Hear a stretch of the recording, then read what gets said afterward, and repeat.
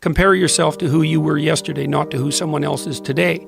Yes. Because you need to have a hierarchy of improvement. You need to be aiming for something. And that means you're going to be lesser than people who've already attained along that dimension. Yes. And that can give rise to envy. So the question is, who should you defeat in the final analysis? And the answer is, you should defeat your former self. You should be constantly trying to do that. And you're the right control for yourself too, because you're the one who's had all your advantages and disadvantages. And so if you want to compete fairly with someone, then you should be competing with you. And it is the case, and this is what we were talking about too with regards to the self-improvement of the fighter, is, well, if you're improving yourself, then what you are doing is competing with your lesser self. And then you might also ask, well, what is that lesser self? And that lesser self would be resentful and bitter and aggressive and vengeance-seeking and all of those things that go along with having a negative moral character. And those are things that interfere with your ability to progress as you move forward through life. So it's very necessary to understand that this is why, I've been stressing this idea of personal responsibility. It's like, well, personal responsibility is to compete with yourself, is to be slightly better than yourself the next day. Yes. And better in some way that you can actually manage, and that's humility. It's right, like, well, I'm a flawed person, I've got all my problems, could I be as good as person X? It's like, not the right question. The right question is, could you be slightly better tomorrow than your currently flawed self?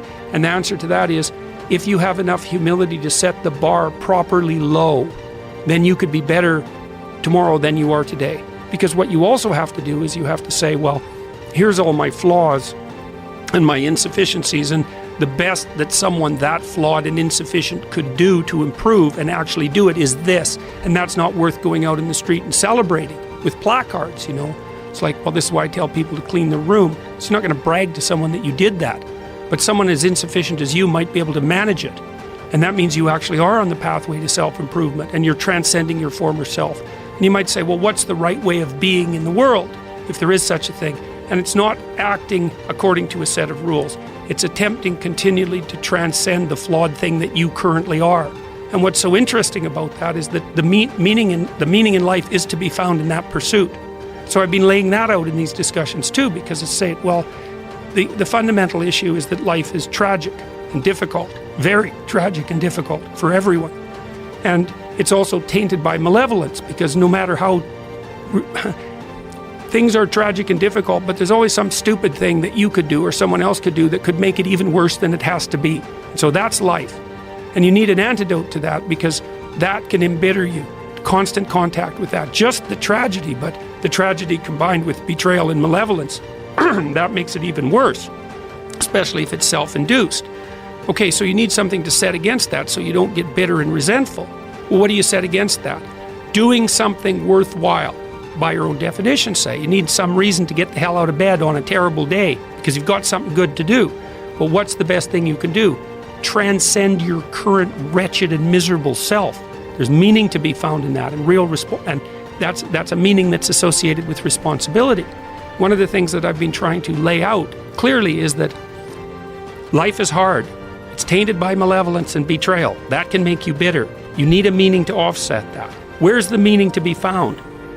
Not in rights, not in impulsive pleasure, but in responsibility. You take responsibility for yourself, so you take care of yourself. If you're good at it, you have some excess left over to take care of your damn family. If you're good at both of those, then you have some excess left over to take care of your community. Those are heavy burdens. You pick up the burdens, you find that's meaningful. The best way to pick up the burden is to continually improve yourself. And that's where the meaning is to be found. And so that meaning is in the continual self-transcendence. That's letting your old self die and the new self be reborn.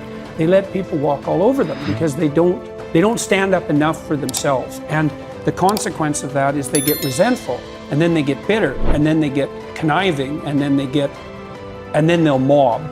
And so, because they'll do anything for everyone else, but they push themselves beyond their limits, and then they won't even recognize the limits because they feel, well, if I'm not doing everything for you, then I'm not a good person. It's like, no, a good person does a little for you. Like if I'm acting properly with you, say in this conversation, there's something in it for you, and there's something in it for me, right? And we want that to be reciprocal. And so the cost of me bending too far in your direction is that I'll become bitter and resentful and conniving. And resentment is an unbelievably toxic state of being.